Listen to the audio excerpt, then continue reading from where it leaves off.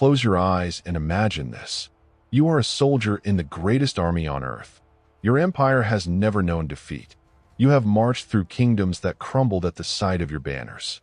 Cities have opened their gates rather than face your wrath. You wear the armor of victory, carry the weapons of conquest, and march in formations so perfect they seem carved from stone. Your commanders tell you this campaign will be no different. A small mountain kingdom, a handful of rebels clinging to rocks. They will scatter like dust before the wind. You believe them. Why wouldn't you? You have never lost. But today, as you enter a narrow valley between towering cliffs, something feels wrong. The mountains press too close. The path ahead twists and narrows. The sky above seems smaller, trapped between walls of stone. And then you hear it, a sound like distant thunder. Rocks, hundreds of them, cascading down from heights you cannot see. You look up and see shadows moving along the ridges. Small figures, impossibly high, impossibly organized. And you realize, in the last seconds of your life, that you have walked into a trap so perfect, so complete, that there is no escape. Your empire sent 30,000 men into these mountains. Only a handful will leave, and the men who destroyed you number just 1,500. This is not a battle. This is a massacre, and it will teach your empire something it has forgotten. That numbers mean nothing when the land itself becomes your enemy. The year is 480 BC, and the Persian Empire stands at the height of its power. Xerxes, the king of kings, rules over an empire so vast it stretches from the Mediterranean Sea to the borders of India. His armies have conquered Egypt, swallowed Babylon, crushed rebellions across a dozen nations. The Persians do not just win wars, they erase resistance. When they march, the earth trembles. When they arrive, cities surrender or burn. There is no third option. Xerxes has decided that Greece will be next. Not because Greece threatens him. Greece is tiny, fractured into squabbling city-states, more interested in fighting each other than building an empire. But Greece has insulted Persia. A decade earlier, Greek cities supported a rebellion in Persian territory. That rebellion was crushed, but the insult remained. And worse, in 490 BC, a small Athenian army defeated a Persian force at Marathon. The Greeks celebrated this as a miracle. The Persians saw it as an embarrassment. Xerxes will not allow such embarrassment to stand. He will bring the full weight of the Persian Empire down on Greece, not to conquer it. That would take a week, but to humiliate it, to make it understand what happens when you defy the King of Kings. The army Xerxes assembles is beyond anything the ancient world has seen. Ancient historians claim it numbered over 2 million men, though modern scholars think the real number was closer to 150,000 soldiers, plus support staff and camp followers. Even at the lower estimate, this is the largest invasion force ever launched in the ancient Mediterranean. The Persian host includes troops from every corner of the empire. Medes in leather armor, Assyrians with iron-tipped spears, Egyptians with bronze shields, Ethiopians with stone-tipped arrows, Indians on elephants, Scythian horse archers, Immortals, the elite Persian heavy infantry who never number less than 10,000 because every casualty is immediately replaced. This is not just an army. This is a demonstration. Xerxes wants the Greeks to see the diversity of his empire, to understand that he commands nations, that resistance is not just futile but absurd. The logistical achievement alone is staggering. This army requires thousands of tons of food and water every day. The Persians build supply depots across Thrace, dig canals to allow their fleet to avoid dangerous coastlines, construct a pontoon bridge across the Hellespont so the army can march from Asia into Europe. Xerxes does not invade. He relocates an empire, and the Greeks know he is coming. Spies and refugees bring reports of the Persian preparations. At first, many Greek city-states despair. How do you fight an army that large? How do you resist an empire that controls half the known world? Some cities immediately decide to submit. They send earth and water, the traditional symbols of surrender, to Xerxes. Better to live as subjects of Persia than die fighting a war they cannot win. But a few cities refuse. Athens, which defeated Persia once before. Sparta, the most feared military power in Greece. a city where every male citizen is a full-time soldier from age 7, and a handful of smaller cities who decide that freedom is worth dying for. These cities form an alliance and prepare to defend their homeland. But they face a fundamental problem. They cannot match the Persian army in numbers. They cannot match it in resources. What they can do is find a place where numbers do not matter. A place where the terrain itself becomes a weapon. A place where 1,500 men can hold off an empire. That place is Thermopylae, a narrow coastal pass in central Greece, barely wide enough for a single wagon. On one side, mountains rise steeply, impassable to an army. On the other side, the sea. Any army trying to march south through Greece must pass through Thermopylae. There is no alternative. The pass is a natural fortress, and the Greeks know it. This is where they will make their stand. But here's the problem. The Greek alliance does not send its full army to Thermopylae. Most Greek soldiers are still being mobilized. Sparta sends only 300 men, a small advance force, because Spartan law forbids deploying the full army during a religious festival. Other cities contribute a few hundred each. The total force at Thermopylae is about 7,000 Greeks. Facing them is the largest army the ancient world has ever assembled. The math is absurd. But the Greeks have a plan, and it depends on one man. His name is Leonidas. He is one of 2 kings of Sparta, a position he shares in the unique Spartan dual monarchy system. Leonidas is 50 or 60 years old, ancient by Greek standards, a veteran of decades of warfare. He has been a soldier since he was 7. He knows that he is marching to his death. Spartan prophecy has predicted that either Sparta will fall or a Spartan king will die. Leonidas chooses to fulfill the prophecy himself. He selects 300 Spartans to accompany him, all men with living sons, so that their family lines will continue. He is not marching to Thermopylae to win. He is marching to buy time, to hold the pass long enough for the rest of Greece to mobilize, to prove that Persia can be resisted. And if he must die to achieve that, so be it. Spartans do not fear death. They fear dishonor. And there is no dishonor in dying to save your people. When Xerxes arrives at Thermopylae and sees the Greek force, he laughs. 7,000 men against his hundreds of thousands. This is not a battle. This is a joke.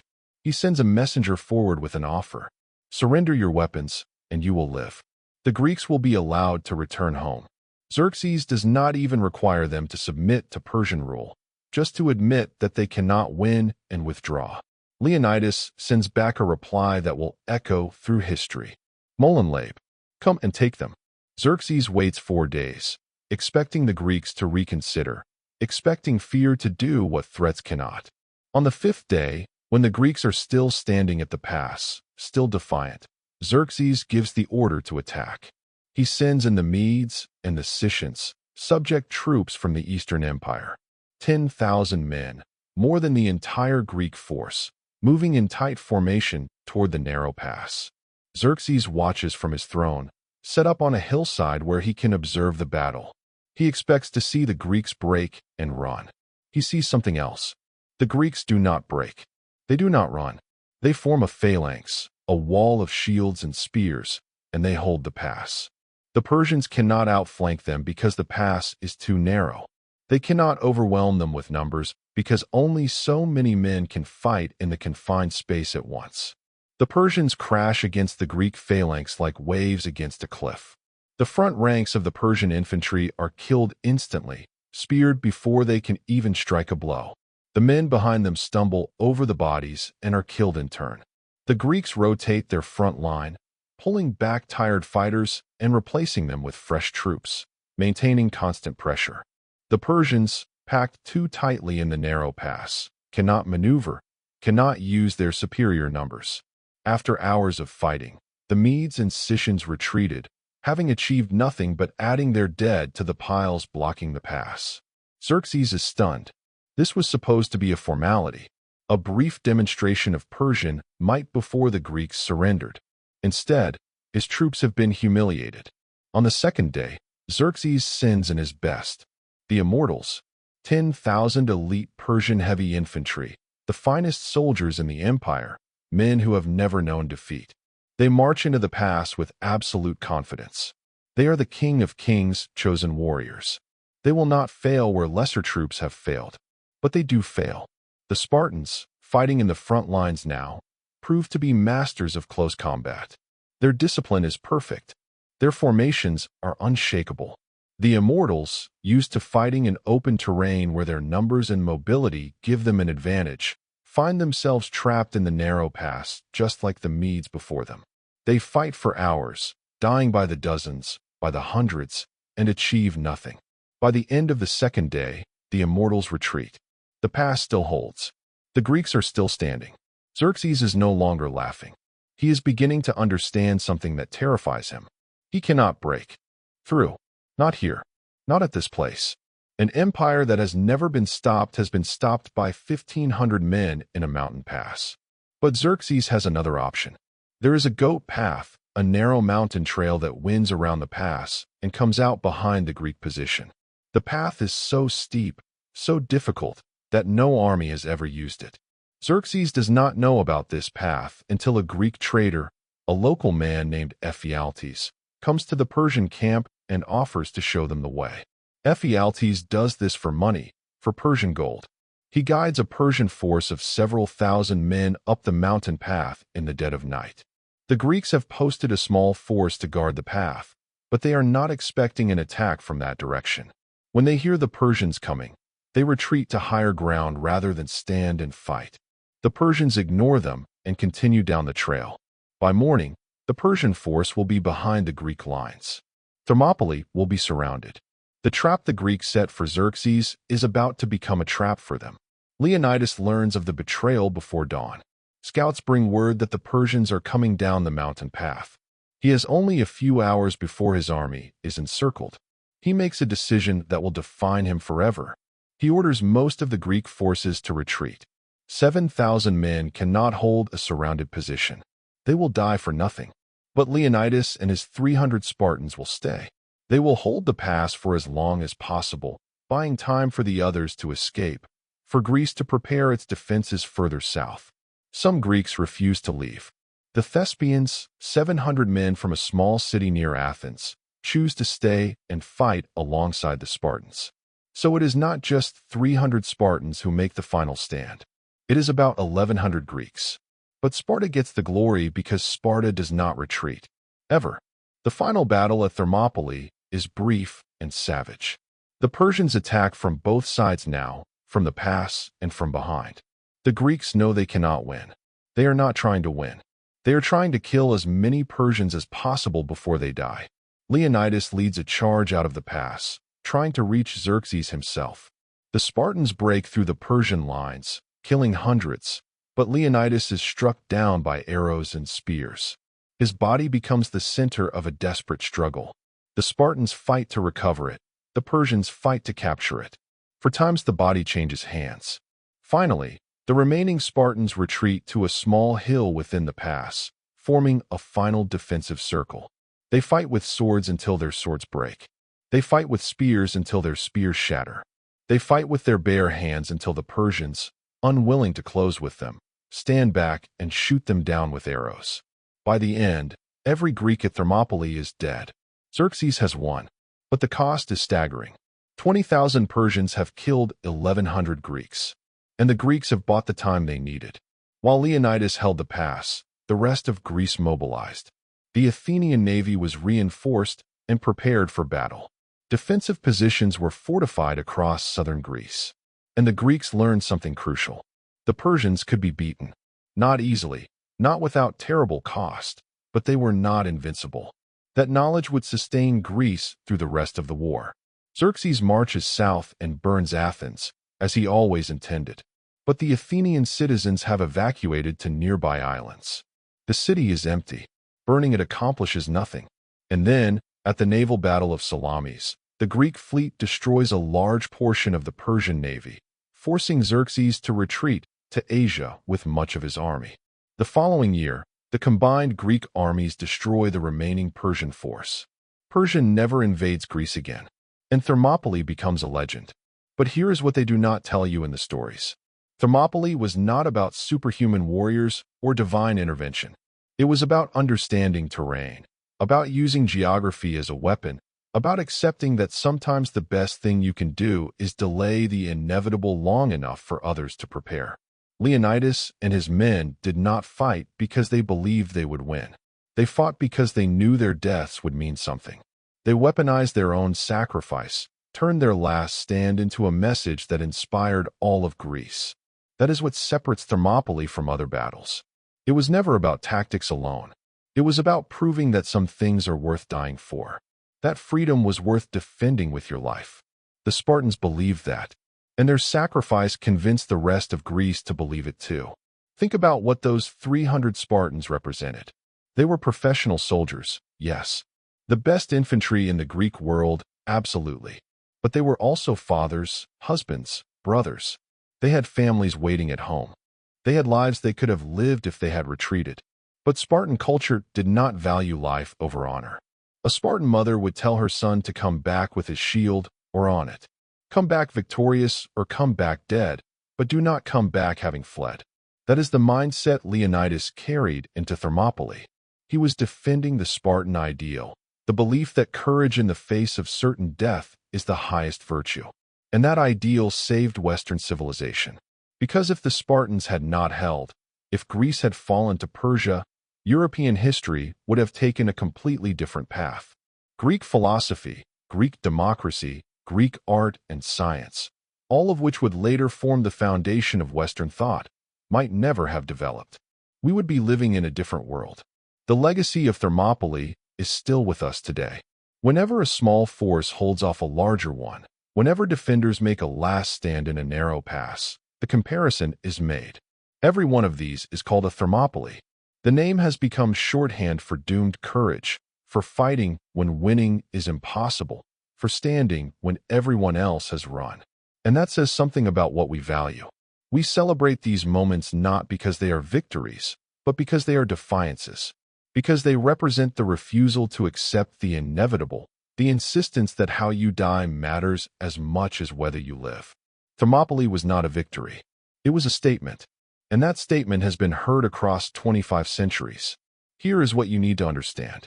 The 300 Spartans did not save Greece by themselves.